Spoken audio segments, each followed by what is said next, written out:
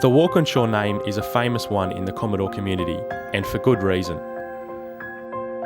It graced one of the most iconic Commodores ever produced, which went on to win Bathurst in 1990 and become a very collectible vehicle. Tom Walkinshaw has since been involved with the Holden racing team, which has dominated Australian touring car racing for the last 15 years.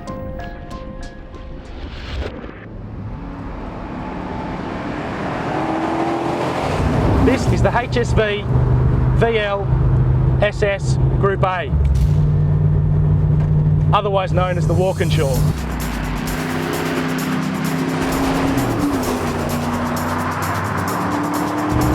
Now this car was the top of the performance tree in 1988, but we wonder, how does it stack up in 2007?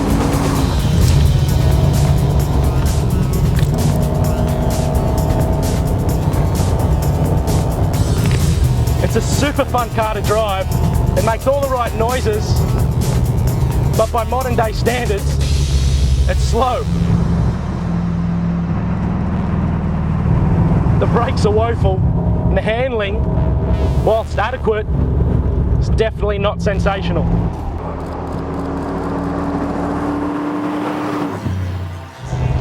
But it still has a charm all of its own. We wonder, 19 years after this car was released, what kind of car would Tom Walkinshaw put his name to?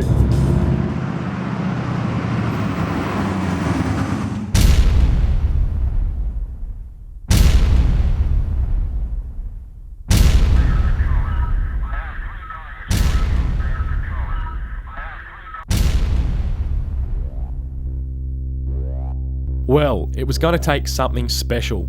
Enter the Walkinshaw Performance E-Series Club Sport R8. It's a sinister, snarling, tyre-destroying machine, capable of speeds no mortal shall ever need to hit.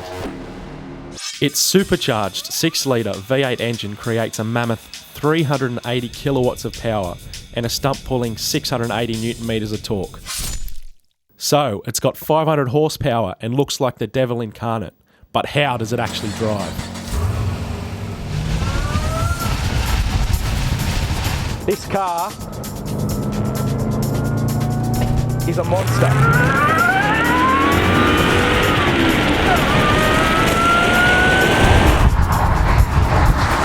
I have to say the standard Club Sport is a fast car. When you put a positive displacement blower on top of the LS2, you create pure insanity. Oversteer, just a blip of the throttle away. Oh, brutal.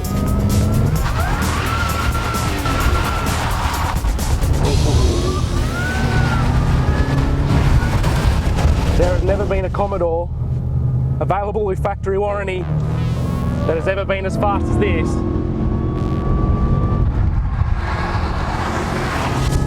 And I have to say, it's never sounded so good either. It's insanely fast, but it isn't all about speed. The interior appointments are as HSV intended, with leather seating, sports gauges, premium sound system, and all of your regular HSV features. But it isn't the interior that we're here for. It's the Eaton M122 blown LS2 engine.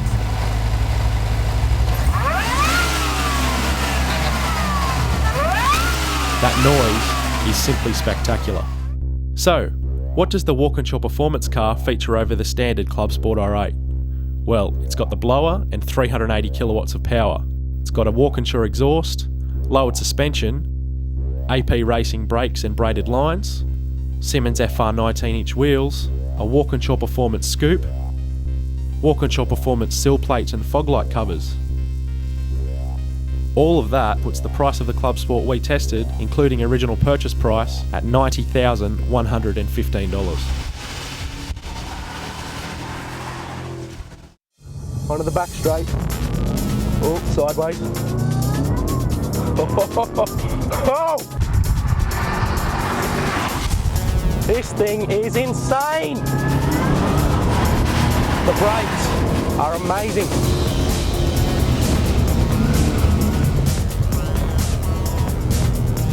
The engine's sublime, the gearbox, well, a little bit notchy, but it's great.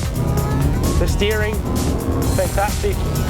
And being based on a VE Commodore, obviously, it does everything pretty well already.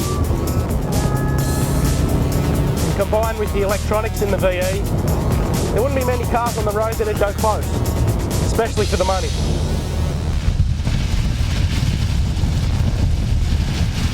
Now the 380 kilowatts this car puts out is super impressive, but it's the torque that is absolutely incredible.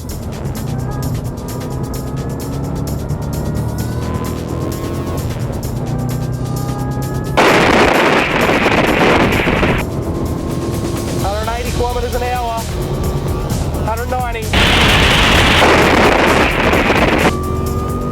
Magnificent. The acceleration is nothing short of brutal.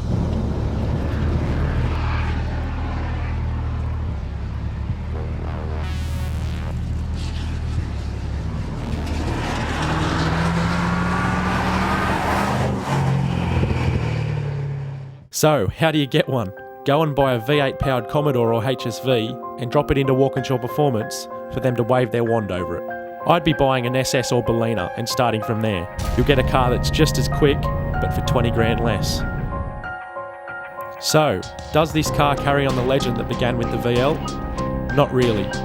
It'll never have the collectability, but it sure is one hell of a fun car to drive.